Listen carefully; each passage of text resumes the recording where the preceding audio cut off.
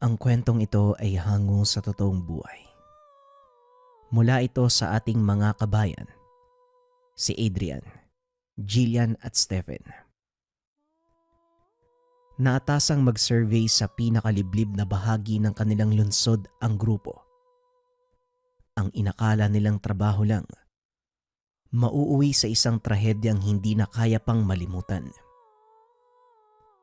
Dakong tanghali ng Biyernes, nang marating nila Adrian ang lugar sakay ng isang bangka.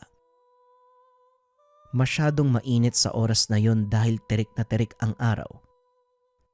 Bago simula ng trabaho, napagpasyahan muna nilang sumilong at kumain sa nakitang maliit na karenderya.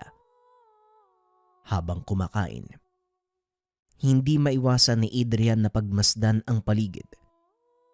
Ito pa lang ang unang pagkakataon na mapadpad siya sa lugar, maging ang dalawa pang kasamahan. Medyo nakaramdam na rin siya ng kaba dahil marami ang usap-usapan doon.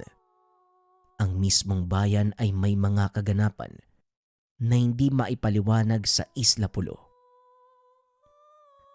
Madalas nababalita ang pagkawala ng mga tao. Hanggang sa ngayon hindi pa natatagpuan. Manang, matanong ko lang po, totoo po ba ang naipapalabas na balita na may mga taong nawawala dito sa isla? Napatahimik muna ang manang. Nagmamay-ari ito ng karenderya. Lumapit pa sa kanila bago magsalita. Mga ihot iha, huwag niyong mamasamain ang bilin ko ha. Kung mananatili kayo sa lugar na ito, mas mainam na wala kayong banggitin tungkol sa bagay na yan. Kasi ang may sala ay nakikinig lamang sa tabi-tabi. Matapos marinig ang sinabi ng manang, nagkatinginan ang magkakaibigan. Napatingin pa ito sa paligid. Sunod-sunod na buntong hininga pa ang pinakawalan. Pagkatapos silang kumain ay sinimulan na ang pagtatrabaho.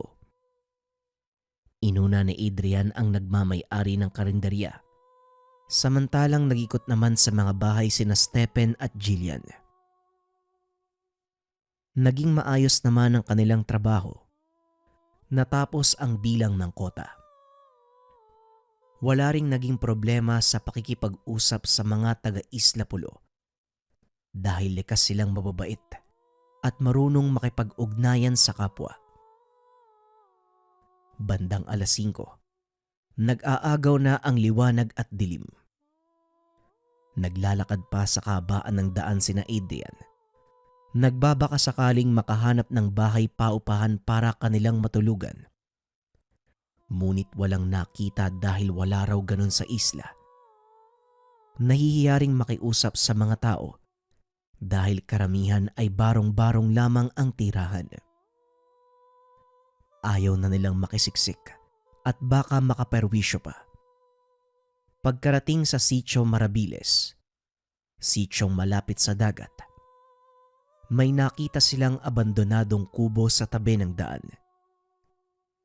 Sira-sira na ang halos lahat ng parte, pero may iilang yero pa namang pwedeng masilungan. Dahil wala ngang makitang bahay na matutuluyan, yun lamang ang kanilang napagkasunduan. Matitiis mo ba yung ganitong sitwasyon, Jillian? Wala naman tayong ibang matutuluyan kaya ayos lang. Nandiyan naman kayong dalawa ni Adrian kaya wala na akong dapat ipag-alala. Tugon ni Jillian. Sigurado ka ba? Hindi ka pa naman sanay sa ganito. De aircon ka sa bahay niyo Wika ni Adrian. Natatawa pang hinampas ni Jillian sa balikat si Adrian dahil sa sinabi nito. Saglit pa silang nagkatuwaan at nagtuksuhan sa sitwasyon. Pero lahat ng yon ay natigil nang may isang mamang dumating at nakisingit. Mga iyo at iya, ano bang ginagawa niyo dito? Umuwi na kayo. Bagong dating lang ba kayo sa isla? Sabay-sabay na tumango sina Adrian, at Stephen. Napakamot naman sa ulo ang mama. Inilapag sa lupa ang dalang buslo na may lamang huling isda. Sa bahay na lang kayo. Bitbitin niyo yung mga gamit niyo. Sumunod kayo. Wala sa sariling sumunod ang tatlo. Natuwa rin sila dahil sa wakas, hindi na magtitiis sa abandonadong kubo. Tahimik at walang imik silang sumunod sa mama. Halos 1 kilometro ang kanilang nilakad bago marating ang bahay nito. May kalakihan ng tahanan ng may edad na purong gawa sa kahoy. Isama pa dyan ang nipa na nagsisilbing bubong. Bumungad pa sa kanila ang nakangiting ginang na nagbukas ng pinto. Maayos at magiliw silang tinanggap ng mag-asawa. Pinagsilbihan pa at pinakain. Tatanggi sana sila dahil ang pakiramdam, naiistorbo na ang mga ito. Pero masyadong mapilit kaya wala nang nagawa pa. Pagkatapos ng hapunan at bilang respeto, niligpit at hinugasan nilang tatlo ang pinagkainan. Matapos ang lahat, nakipag-usap muna sila sa sala. Ang totoo po niyan, taga-munisipyo po kami. Nataasang magsenso kaya napadpad po kami dito. Wika ni Adrian. Ako nga po pala si Jillian. Siya naman po si Adrian at ito po si Stephen. Kayo po, ano pong pangalan niyo, nanay at tatay? Tanong ni Jillian. Ako si Dindi. Tawagin niyo akong Aling Dindi. Mang Marcelo naman itong asawa ko. Matapos maipakilala ang isa't isa, nagkatuwaan at nag-usap pa sila. Kung ano-ano ang napagdaanan at kung saan-saan napunta. Hanggang sa humantong sa mga kaganapan sa isla. May iba po tayo, Aling Dindi at Mang Marcelo. Talaga po bang may hindi maipaliwanag na kaganapan sa isla nyo? Katulad na lang ng mga bali-balita. May nawawalang tao tapos patatagpuan na lang ilang araw bangkay na. Sa tanong ni Stephen, biglang nag-iba ang ihip ng hangin sa pagitan nila. Nakurot pa ito ni Jillian. Bigla niyang isiningit ang usapan pero hindi naman ipinagkait ng mag-asawa ang sagot. Ilang dekada na kaming nabuhay sa isla na to. Nasanay na sa mga hindi maipaliwanag na kaganapan. Pero ang totoo, may mga nagsabi din tao lang din ang may gawa. Wika ni Aling Dindi. Tao? Ano pong ibig niyong sabihin? Tanong ni Jillian. Aswang ang may sala sa napapabalitang mga kaganapan dito sa Isla Pulo. Nariyan lang sila sa paligid. Kinilabutan ang tatlo sa narinig. Kaya nga nung nakita ko kayo sa sira-sirang kubo, inaya ko kayong tumuloy dito sa amin. Sa isla, mas mainam nang may bahay upang kahit papano maiwas-iwasan ang banta ng aswang. Kinabahan si Jillian sa narinig. Hindi na rin nagsisi na sumama kay Mang Marcelo dahil batay sa sinabi nito. Mukhang ikakapahamak pa nila kung hindi sila pumayag sa alok. Pinutol at hindi na pinahaba pa ni Aling Dindi ang usapan. Pasado 8:00 na rin at kailangan nang magpahinga ng lahat. Sa kabilang kwarto pinatulog sina Adrian at sa kabila naman ang mag-asawa. Nang makahiga na, pinatay na ang mga ilaw. Maliwanag naman ang buwan ng gabing iyon at pumapasok sa loob ng bahay ang sinag nito. Sa kabilang banda, kahit anong pikit ni Stephen, hindi pa rin siya makatulog. Hindi kasi komportable na makitulog sa ibang bahay. Sa madaling salita, namamahay pa ito. Pabaling-baling siya ng higaan hanggang sa naasar na bumangon at naupo. Nang hindi pa rin komportable, dahan-dahan siyang lumabas ng kwarto. Nagtungo sa kusina upang makiinom ng tubig. Doon na rin muna siya tumambay. Habang nagpapalipas ng oras, napako na lamang ang tingin ni Stephen sa bahagi ng lutuan. Doon ito sa may dingding. May kung anong dumaan doon na masyadong kakaiba ang hubog ng katawan. Napatitig pa siya ng ilang sandali roon hanggang sa tuluyang mapakunot ang noo sa naririnig na tunog. Kinakabahan siyang tumayo mula sa pagkakaupo at palipat-lipat ang tingin sa magkaibang direksyon. Hinahanap ng paningin ang pinanggalingan ng ingay na nagpapatindig ng balahibo. Hindi na rin niya napigilang sumigaw matapos mapansin sa siwang ng dingding ng kahoy ang isang uri ng figura. Naunang magising si Mang Marcelo at kagad binuksan ang ilaw. Nang makita ang tinutukoy ni Stephen, kagad siyang bumalik sa kwarto at kinuha ang isang maliit na kahon na may lamang manipis na parang baging. Kinuha niya rin ang itak at kagad lumabas. Teka, anong nangyari? Tanong ni Adrian. Huwag kayong lalabas. Merong aswang! Tugon ni Aling Dindi. Mababakas sa kanilang muka ang labis na takot. Nagmamadali namang kumuha ng may panlalaban si Aling Dindi, katulad ng iilang patalim at panghampas. Inabot niya rin kay Adrian ang iba kung sakaling mapalaban.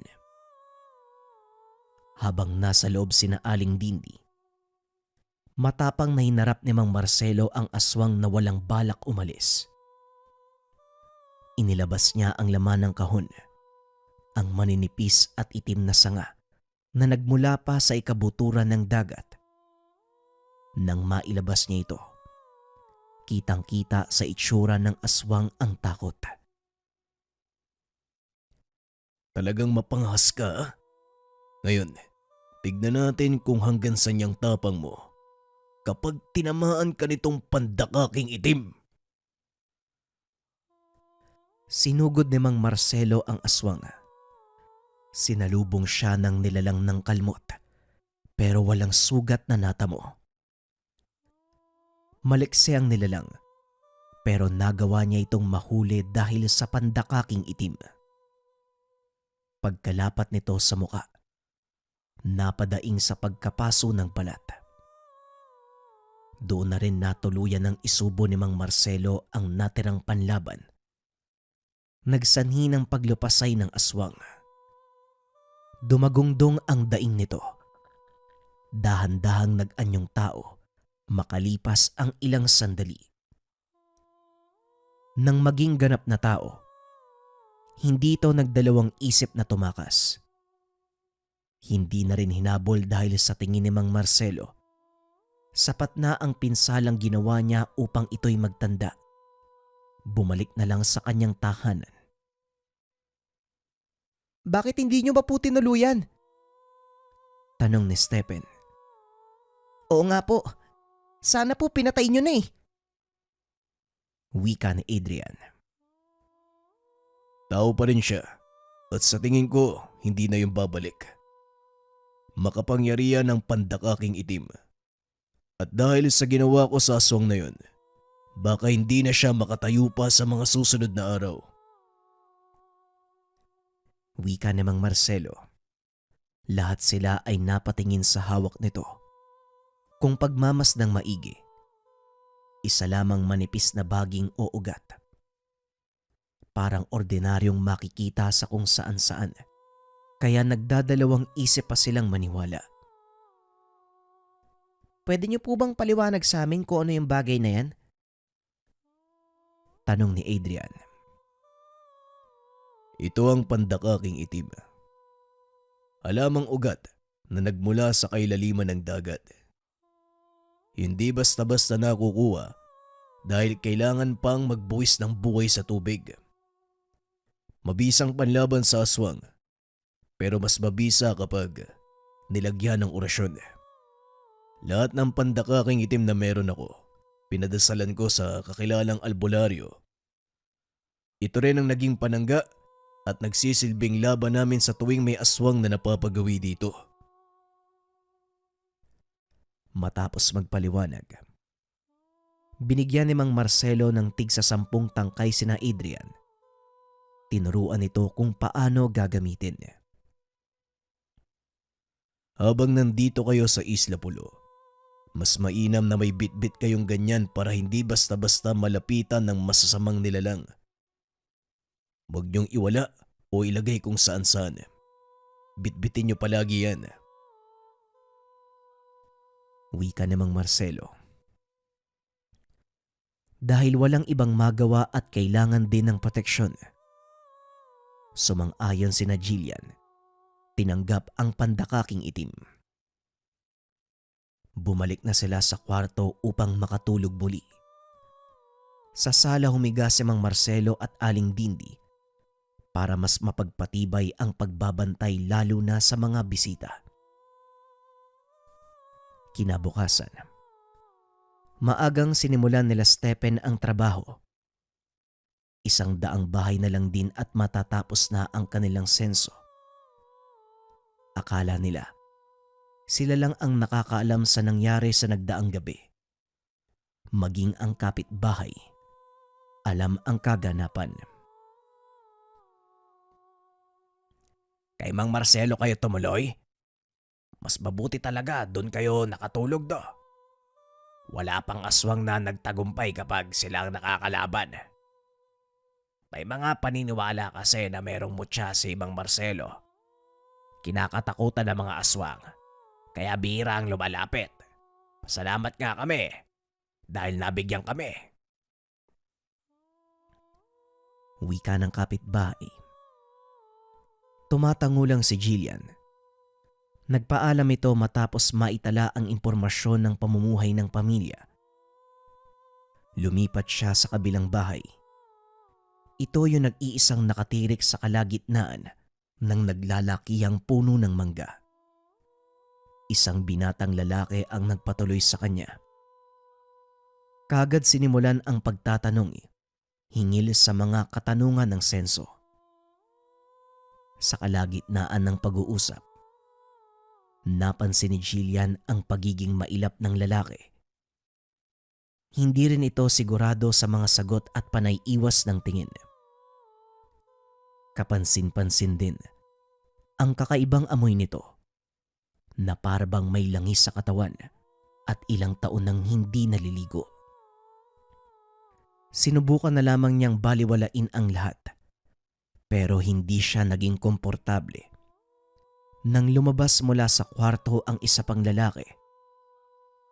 Tao naman pero nakakatakot ang aura, maging ang itsura nito. Maraming mapupulang naglilinyahang pasa sa muka, leeg, maging sa kamay. Ang bibig ay namamaga. Katulad ng binatang kausap, nangangamoy din ito. Hindi na nagawa pang ipagpatuloy ni Jillian ang mga katanungan dahil iba na ang titig sa kanya ng 2 lalaki. Pagkatapos ay nakaramdam na ng takot sa tanong ng binata. Nag-iba na rin ang dating.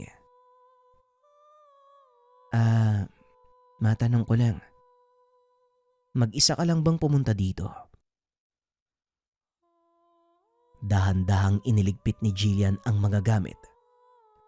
Aalis na sana ito nang hawakan siya ng 2. Napasigaw na rin siya nang walang anong pag-aamuyin siya ng mga ito. Kahit anong gawing pagpupumiglas, hindi makawala hanggang sa namalayan na lamang na aswang pala ang napuntahan. Buong lakas siyang sumigaw habang natatarantang nag-iisip kung paanong makakawala. Damang-dama niya ang labis na takot matapos maramdaman ang dila ng mga ito sa kanyang balat. Dinala siya sa loob ng kwarto. Doon sana siya hahamakin, pero bigla na lamang napasiksik sa sulok. Jillian, bilisan mo, halika na! Kagad hinila palabas ni Adrian si Jillian habang hinahagisan ng pandakaking itim ang dalawang aswang.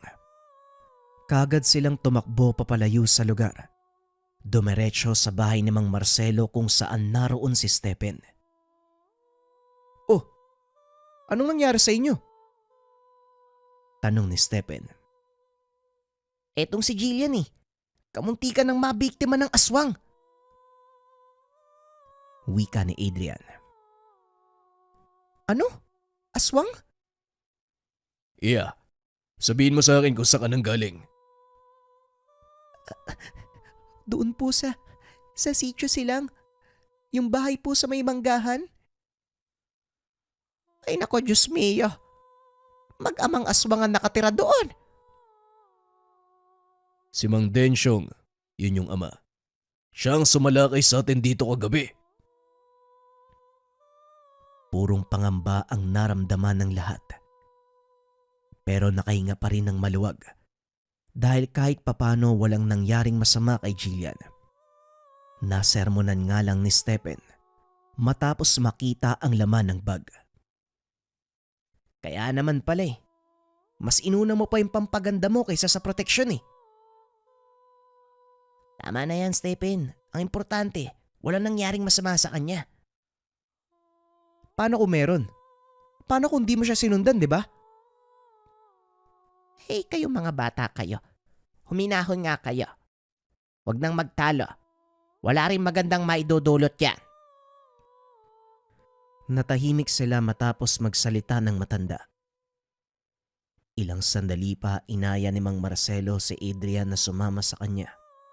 Pumunta sila sa manggahan. Mang Dennis, mag-usap po tayo. Wika ni Mang Marcelo. Tama po ba tong ginagawa natin? Baka mas lalo silang magalit tapos sumalakay uli. Tanong ni Adrian. Papakiusapan lang natin sila, Adrian. Hindi na maganda ang ginagawa nila. Ilang sandali pa. Lumabas ang binata at sumunod ang amang si Mang Dennis na walang reaksyon ng muka. Magandang araw sa inyong dalawa. Makikiusap sana ako na wag namang biktimay ng mga bisita ko.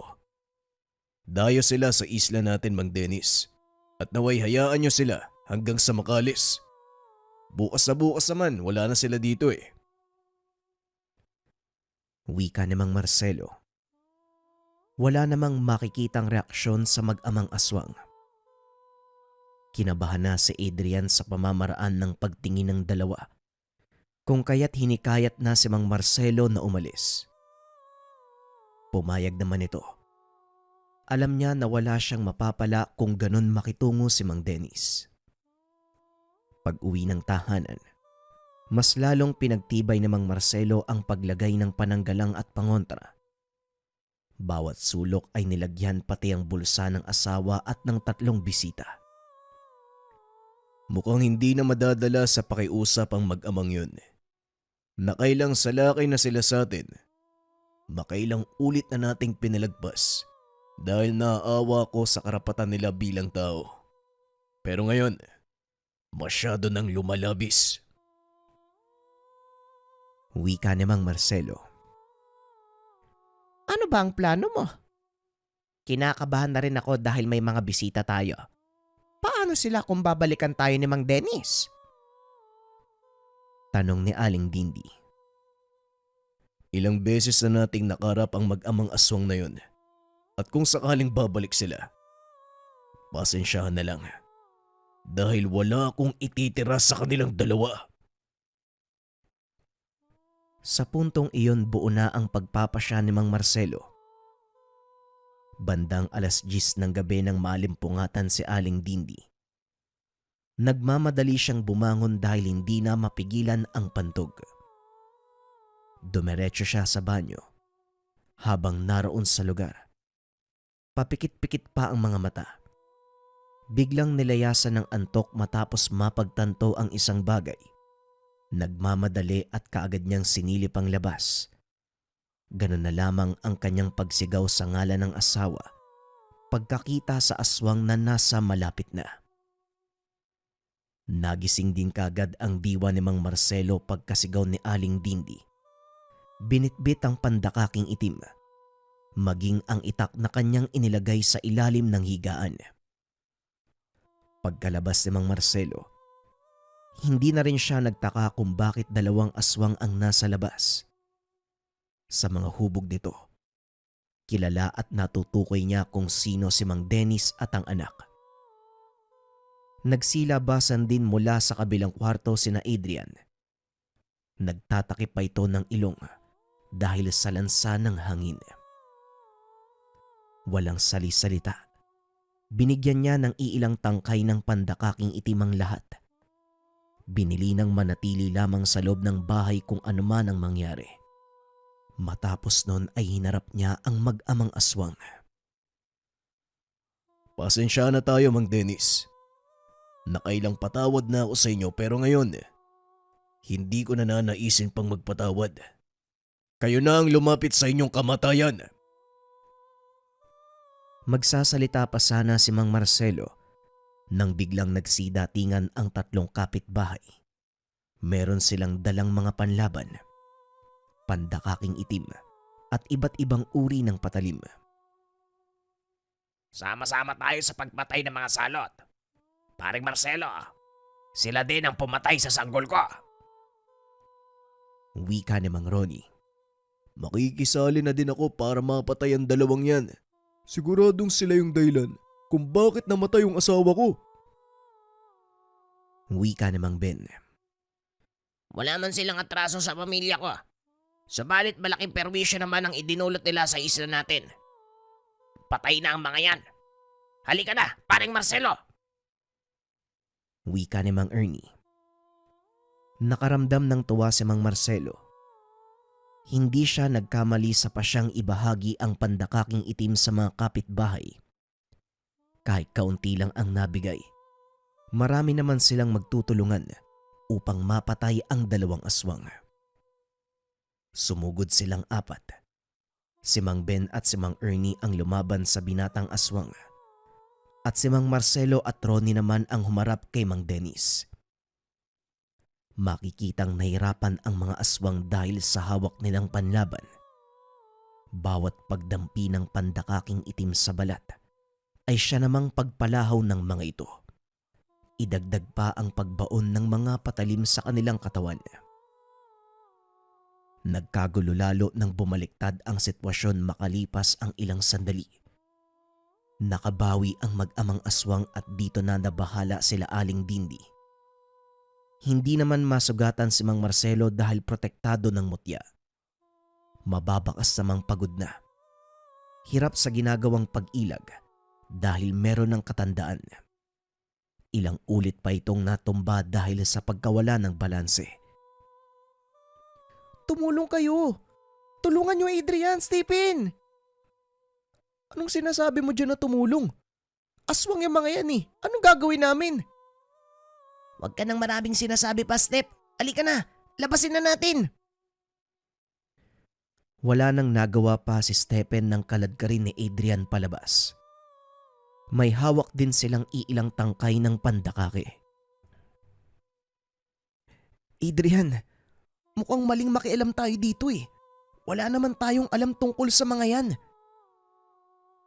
Hindi totoo yan. Mas mali kung hindi tayo mangingialam. Nang matansya ni Adrian ang galaw ng binatang aswang, kagad niya itong dinambahan at pinagsusuntok matapos matumba sa lupa. Isinubo niya ang hawak na pandakake. Napadistansya rin pagkatapos makagat sa daliri, pero hanggang gasgas lang ang natamo. Nilapitan na rin ni Stephen ang aswang. Walang pagdadalawang isip niya itong hinampas hanggang sa paulit-ulit na naglupasay sa lupa.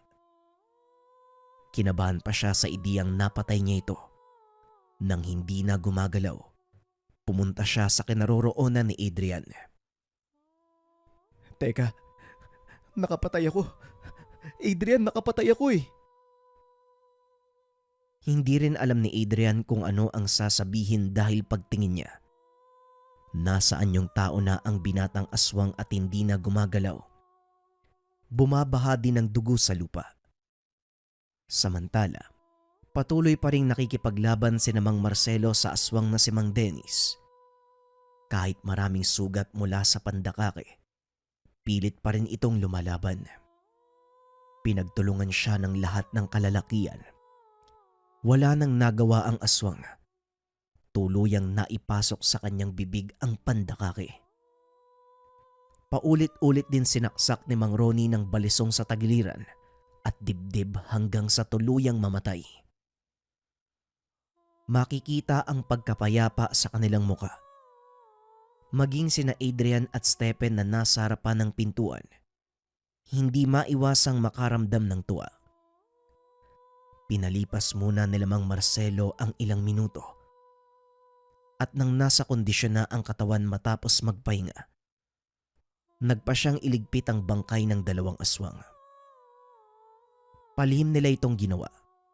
Sinunog nila ang katawan ng aswang upang masiguradong hindi na ito mabubuhay. Kinabukasan, maagang gumayak sina Adrian dahil natapos na rin naman na ang trabaho. Masyadong mabilis ang ganap pero nakapagpaalam naman ng maayos kina Aling Dindi at Mang Marcelo. Hinatid pa nga sila sa daungan at inintay na makaalis ang kanilang bangka bago umuwi. Nang mga sumunod na araw, naging abala sina Adrian dahil sa pagtatrabaho sa munisipyo. Sa kabila ng nangyari, wala silang pinagsabihan dahil na rin sa pakiusap ni Aling Dindi sa pag-aalalang baka matakot ang marami sa kanila doon sa isla. Magmula nang mapatay ang mag-amang aswang, wala nang napapabalita pang nabibiktima sa lugar. Subalit sariwang-sariwa pa rin sa kanilang tatlo ang kaganapan sa Isla Pulo. Paminsan ay binabangungot. Ang tanging ginagawa nila kapag binabagabag ng nakaraan, hinahawakan ang pandakaking itim na ibinigay sa kanila upang gumaan ang pakiramdam.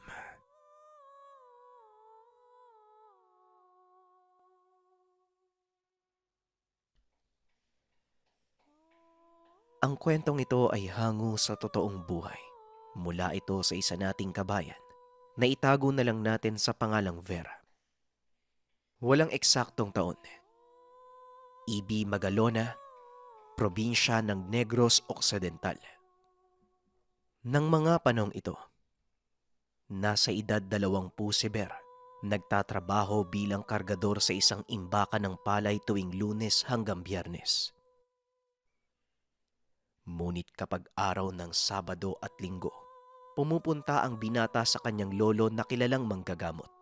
Mula sa angkan ng mga batikang antingero at albularyo si Ver, at ang pamilya niya ang kinakatakutan at ginagalang sa kanilang bayan.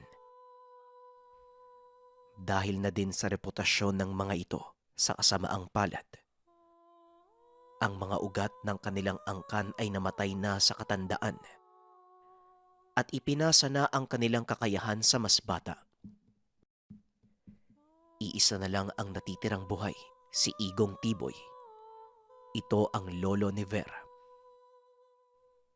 Mahigit 80 taong gulang na ito, ngunit nagagawa pa ring maghakot ng palay mula sa kabilang bukid papunta sa imbakan.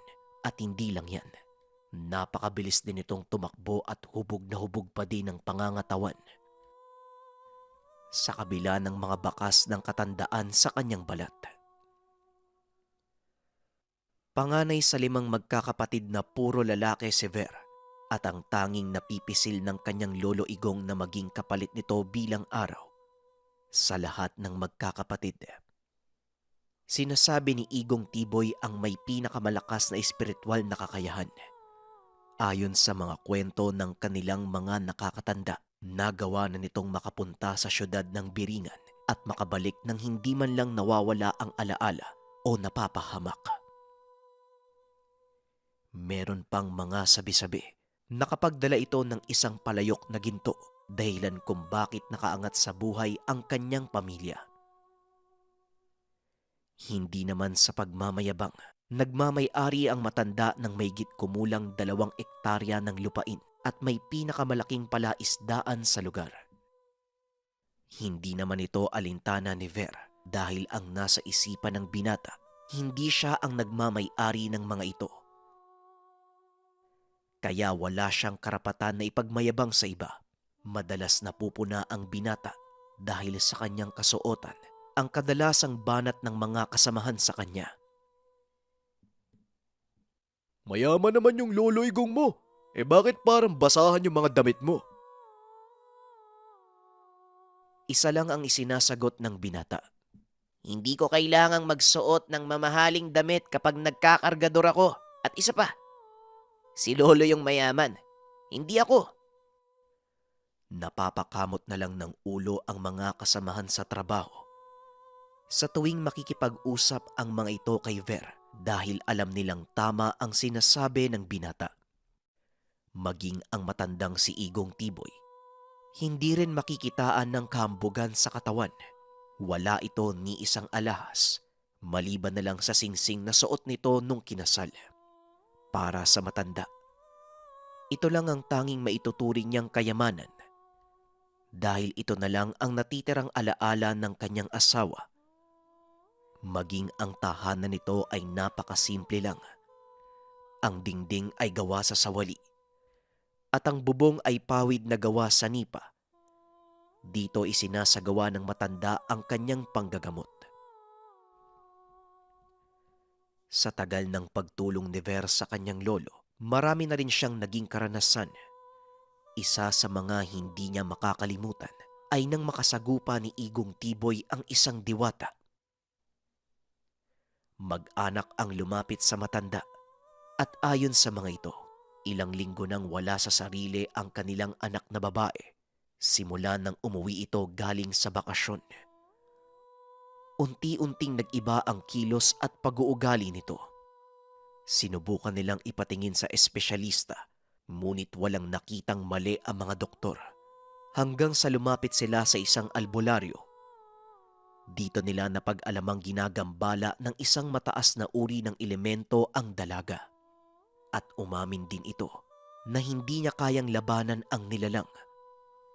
Ito din na nagsabing puntahan si Igong Tiboy. Kung gayon, nasaan ang anak niyo? Bakit hindi niyo kasama? Tanong ng matanda. Ayon sa mag-asawa, ikinulong nila sa kwarto dahil naging mapanakit ang dalaga at hindi nila magawang lumapit. Ayon pa sa ina nito, kamuntikan na siyang patayin nang minsang magatid siya ng pagkain sa kwarto ng anak dahil sa kalagayan ng pasyente. Kinakailangang puntahan ni Igong Tiboy sa tahanan at nagkataong naroon si Ver, kaya naman isinama siya ng matanda. Ver, maganda ka dahil isasama kita. Medyo malayo ang pupuntahan natin at kinakailangan ko din ng katuwang doon sa lugar. Dali-dali namang umuwi ang binata sa kanilang tahanan upang kunin ang kanyang mga kagamitan. Nagdala na din ng ilang damit ang binata dahil ayon kay Igong Tiboy, maaaring sa susunod na araw sila makauwi. Ilang sandali pa, nakabalik na ang binata bitbit ang kanyang mga damit. Nakapaghanda na din si Igong Tiboy, kaya kaagad na silang lumakad. Lolo, unang pagkakataon ko pong sumama sa malayong gamutan. Kaya pasensya na kung maninibago ako ha. Wika ni Ver.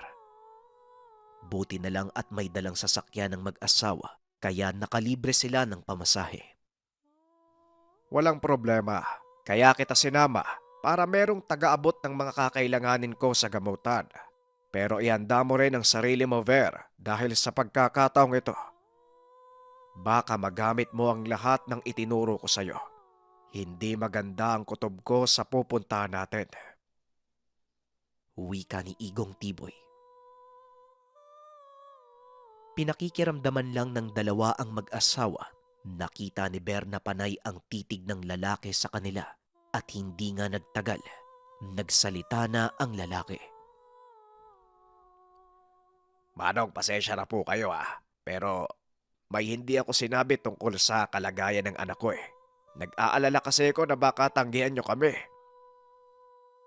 Pero sasabihin ko na, at kung sakali mang tumanggi kayo, maaari ko kayong iatid pabalik sa inyong tahanan. Nga po pala, Cesar ho ang pangalan ko. Wika ng lalaki. At ayon pa dito, nagbabago-bago ang boses ng kanilang anak. Paminsan ay normal. Ngunit minsan boses ng isang lalaki ang lumalabas sa bibig nito at paulit-ulit na sinasabi, "Akin ang babaeng ito at walang makakakuha sa kanya." Hindi naman nagsalita si Igong Tiboy, sa halip ay nanatili itong tahimik. Inihinto ni Mang Cesar ang sasakyan na labis namang ipinagtaka ng matanda.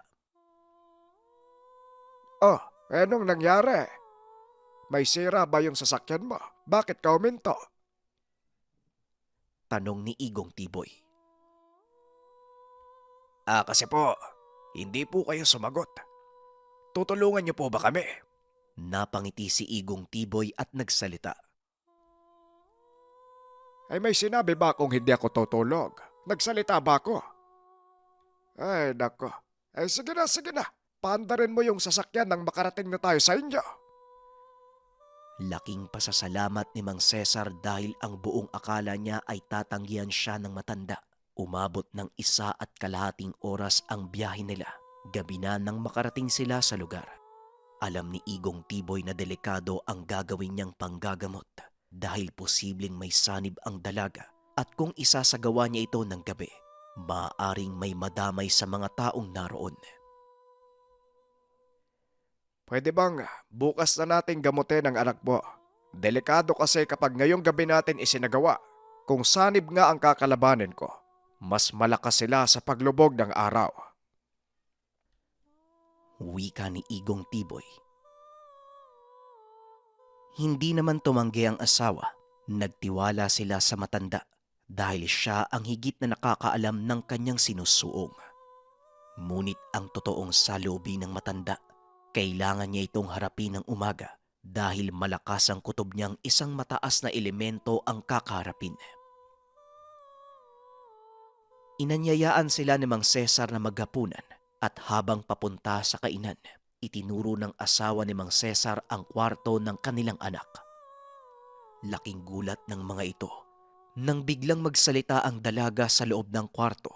Napayakap ang ginang kay Mang Cesar dahil sa sobrang takot.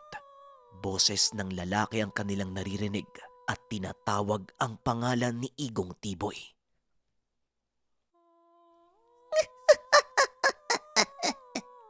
Nandito ka na pala, Igong Tiboy. Hindi ko akalaing ikaw ang tatawagin ng mag-asawa para palayasin ako. Uunahan na kita. Hindi mo ko kayang talunin. Matandang manggagamot. Tinignan ni Ver si Igong Tiboy at napansin na tila wala lang sa kanya ang lahat.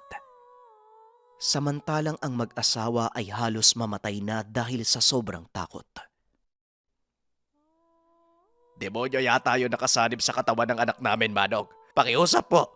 Tulungan niyo po kami. Pagmamakaawa ni Mang Cesar. Ngumiti lang si Igong Tiboy at nagsalita. Kung demonyo man ang pumasok sa katawan ng anak niyo, hindi niyo na siya makikita dito. Malamang kung saan na siya nakarating. O siya, magpapahinga na kami. Bukas ng umaga pa ako makikipagtuo sa dati kong kaibigan. Hindi lubos maunawaan ni Ver kung ano ang sinasabi ng matanda. Buong gabi itong inisip ng binata hanggang sa tuluyan na siyang makatulog. Kinabukasan ay maaga siyang ginising ni Igong Tiboy para maghanda. Hoy Ber, gumising ka na. Marami pa tayong gagawin at mukhang magiging masaya ang araw na to.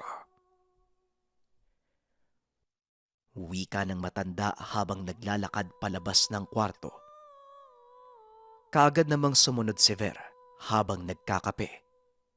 Pinaliwanag ng matanda ang gagawin niya. Isang bagay lang ang ayaw kong mangyari. Yon ay ang makikialam kayo sa gagawin ko. Humingi kayo ng tulog. Ang ibig sabihin nun ay nagtitiwala kayo sa akin. Kaya hanggat maaari manood lang kayo. At kung hindi nyo kayang makikita, maaari kayong lumabas ng kwarto. Tumango ang mag-asawa bilang tugon. Maging si Ver ay nanibago sa kilos ng kanyang lolo. Ito ang unang pagkakataon na nagbigay ng babala si Igong Tiboy. Ilang sandali pa ay tumayo na sa kinauupuan ng matanda. Naglakad ito papunta sa kwarto ng pasyente at walang pagdadalawang isip na binuksan ang pintuan. Pagpasok pa lang ni Ver sa kwarto, kakaibang pakiramdam ang sumalubong sa kanya. Nagtataka ang binata dahil kung may masamang elemento ang gumagambala sa dalaga, bakit siya nakakaramdam ng kakaibang kapayapaan? Idagdag mo pa ang halimuyak ng mga bulaklak na tila nagmumula mismo sa katawan ng pasyente. Alam kong nararamdaman mo din ang kakaibang pakiramdam, Ver. Taliwas ito sa mga nakainkwentro mo. Kaya huwag kang magpapalinlang sa kapayapaang nasa paligid. Palagi mong tatandaan, sa oras na kumalma ang paligid sa gitna ng isang unos, iisa lang ang ibig sabihin nito. Nasa gitna ka ng mata ng bagyo. Tumango si Ver bilang tugon. Ito ang mga katagang inulit-ulit sa kanya ng matanda sa tuwing humaharap sila sa isang delikadong sitwasyon. Hindi man mahahalata sa binata, may tinatago itong lakas. Bagaman hindi pa nasusubukan sa aktwal na sitwasyon, panatag si Igong Tiboy na hindi siya iiwan ng kanyang natutunang kaalaman sa gitna ng kagipitan. Inutusan niya ang binatang tumayo sa isang sulok at mag-antay sa mga susunod na mangyayari. Kasama ang mga magulang ng dalaga, nang mga sandaling ito ay mahimbing na natutulog ang pasyente at nang magsimulang humakbang si Igong Tiboy, laking gulat ng mga magulang nito nang biglang umangat ang katawan ng dalaga habang tumatawa ng napakalakas. Dahan-dahan itong lumalapag sa sahig ng nakatayo. Nakayuko ang ulo nang mag-angat ito ng tingin. Kitang-kita ni Ver ang kakaibang kulay ng mata ng dalaga. Naghahalong berde at asul. Nagpapalit-palit ito ng walang tigil. Napatitig sa kanya ang pasyente at nagsalita. Aba, hindi ko alam na isa ka rin palang hangal, Igong Tiboy. Dinala mo pa ang apo mo dito. Para saan? Mamatay kasama mo?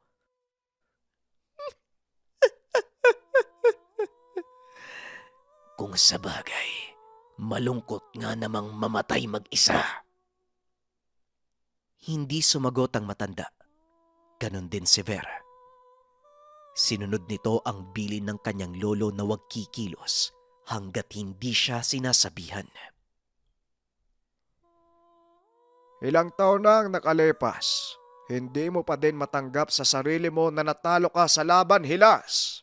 Alam mo, sa totoo lang, hindi ko akalaing dito tayo magtatagpo. Siguro nga tadhana na ang gumawa ng paraan upang matoldo ka ng walang katapusang puot sa puso mo. Wika ni Igong Tiboy sabay lakad palapit sa pasyente. Akmang susunod sana si Ver, ngunit tinitigan siya ng masakit ng matanda. Kaya naman nanatili na lang siya sa kinakatayuan at pinagmasdan ang susunod na gagawin ng kanyang lolo. Bigla namang tumalon papunta sa matanda ang pasyente na kaagad ding bumalik sa kinakatayuan nito nang itapat ni Igong Tiboy ang kanyang palad sa dibdib ng dalaga. Huwag mo gamitin ang katawan ng batang to. Lumaban ka ng patas, Hilas! Wika ng matanda. na lalo pang ikinagalit ng nakasanib sa dalaga. Sinira mo ang pisikal kong katawan at ang pinakamali mo, hindi mo ko tinuluyan nung meron kang pagkakataon. Yan ang mali sa inyong mga tao. Napakalambot ng puso nyo. Wika ng nakasanib. Mabilis na kumilos si Igong Tiboy. Sa isang kisap mata ay napunta ito sa tapat ng nakatayong dalaga. Itinarak nito ang daliri sa tiyan ng pasyente, dahilan para mawalan ito ng malay. Inihiga ito ni Igong Tiboy sa kama, lumapit kay Ver at nagsalita. Hindi ko siya pwedeng labanan habang nasa loob ng katawan ng batang yan. Sa gayon, itinulak ko si Hilas papunta sa isang dimensyon kung saan hindi siya makakalabas hanggat walang pahintulot mula sa akin. Kailangan ko siyang sundan sa lugar na yon upang tapusin na ang lahat. Ngayon, Ber, dito na masusubukan ang lahat ng maitinuro ko sa iyo. Lilisanin ko ang katawang tao at maglalakbay papunta sa dimensyon kung nasaan si Hilas. Bantayan mo ang katawang tao ko at kahit anong mangyari, wag na wag mong hahawakan. Tandaan mo ang lahat ng bilin ko, Apo. Tumangulang si Ver bilang tugon kahit hindi nauunawaan ang lahat. Matapos magbigay ng mga panuto sa apo, naiga si Igong Tiboy sa sahig at nag-usal ng mga dasal na hindi maintindihan ng binata. Ilang sandali pa biglang tumahimik ang paligid, nawala maging ang banayad na ihip ng hangin. Kasabay nito, tuluyan ang nawalan ng malay si Igong Tiboy. Naupo si Ver sa uluhan ng matanda at inabangan ang susunod na magaganap. Ilang oras ang nakalipas ay wala pa ding malay ang matanda, maging ang pasyenteng nakahiga sa kama. Pinaliwanag ni Ver sa mag-asawa ang nangyayari. Ang kanilang anak ay kasalukuyang nakalutang sa ibang dimensyon. Sa pagitan ng pagpanaw at pagkabuhay, depende sa magiging resulta ng laban ni Igong Tiboy ang patutunguan ng dalaga. Magtiwala lang po tayo kay Lolo Tiboy. Alam kong hindi siya matatalo sa kahit sino mang may masamang tangka. Wika ni Ver. Muling naupo ang binata sa uluhan ng matanda at saktong pagkaupo nito, biglang nanginig ang katawan ni Igong Tiboy. Umangat mula sa sahig ng maygit 4 na talampakan. Sa sobrang gulat ng binata, nakaligtaan nito ang bilin ng kanyang lolo. Hinawakan niya sa kanang braso ang matanda upang pigilan sa pagninig. Pagkahawak ni Ver sa braso nito, biglang pumasok sa kanya ang isang nakakamanghang pangitain. Nakita niya ang dalawang nilalang na nakatayo magkaharap. Ang isa ay nakasuot ng itim na kasuotang gawa sa balahibo ng mga uwak. Ang isa naman ay nakasuot ng ginto at pilak na baluti. Mahaba ang ginintuan nitong buhok at nagliliwanag ang muka. Sa paligid ng lalaking nakasuot ng itim na baluti, mga kalansay at bungo ng tao. Palutang-lutang ito sa ere habang patuloy na umiikot sa kanya. May hawak ding sandata ang lalaking iyon, isang karet na may itim na talim. Halos 100 metro ang pagitan ng dalawang nilalang at nang lingunin ni Ver ang lalaking nakasuot ng gintong pilak na baluti. Nakita nito ang isang malaking ahas na may 6 na pakpak, isang gintong espada at malaking maso na gawa sa purong ginto. Paikot-ikot ito sa katawan ng lalaki at sa bandang uluhan nito ay isang ulo ng leon na may pakpak. Nakabuka ang bunganga nito habang umaangil ng napakalakas. Biglang nagsalita ang lalaki sa itim na kasuotan at dito napagtanto ni Ver na ang nagsasalitang nilalang ay walang iba kung hindi ang gumagambala sa pasyente. Hindi sinasadyang napasok ng binata ang dimensyon kung saan naglalaban ang dalawang malakas na nilalang. Igong Tiboy, alam mong hindi ka mananalo sa dimensyong ito. Isa kang celestial. At ang lugar na to ay ang lugar ng aking kapanganakan. Dito ko kinukuha ang aking lakas. Isang malaking pagkakamali ang pagdalaw mo sa akin sa lugar. Napalingon si Ver sa lalaking may suot na gintong baluti na nooy napagtanto niya na si Igong Tiboy. Laking gulat ng binata nang magsalita ito dahil hindi na matanda ang boses ng lalaki. Pagkakamali nga ba, sinadya kong dito ka dalhin dahil isang bagay lang ang gusto kong mangyari. Ang ilibing ka sa lugar kung saan ka'y pinanganak. Wika ni Igong Tiboy. Kasunod nito ay kinuha ng lalaki ang malaking gintong martilyo at hinampas sa lupa. Naglabas ito ng napakalakas na liwanag at sa sobrang lakas ng pagkakatama, tumalsik si Ver papalayo sa lugar. Napapikit ang binata at nang muli siyang dumilat, nasa loob na ito ng kwarto. Patuloy pa rin ang panginginig ng matanda at sa pagkakataong iyon, inantay ni Ver na magkamalay ang kanyang lolo. Ilang sandali pa huminto na ang panginginig ng katawan ni Igong Tiboy. Lumapag na din ito sa sahig. Basang-basa na ng pawis ang kanyang lolo. Biglang umaliwalas ang paligid. Nawala ang halimuyak ng bulaklak.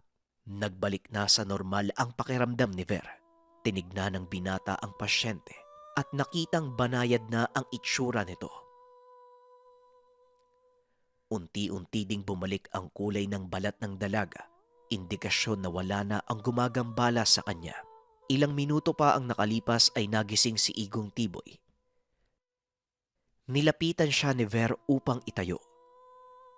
Hindi na nagtanong pa ang binata kung ano ang nangyari. Masaya itong malaman na ang kanyang lolo Tiboy, isang hindi pangkaraniwang nilalang, nanatili na lang sa isipan ni Ver ang mga katanungan na alam niyang masasagot pagdating ng panahon. Lumipas ang maraming araw. Tuluyang niyakap ni Ver ang pagiging manggagamot. Hindi man siya kasing galing ng lolo, ngunit alam niya sa sarili na hindi siya tatalikuran ng kanyang lolo na si Igong Tiboy.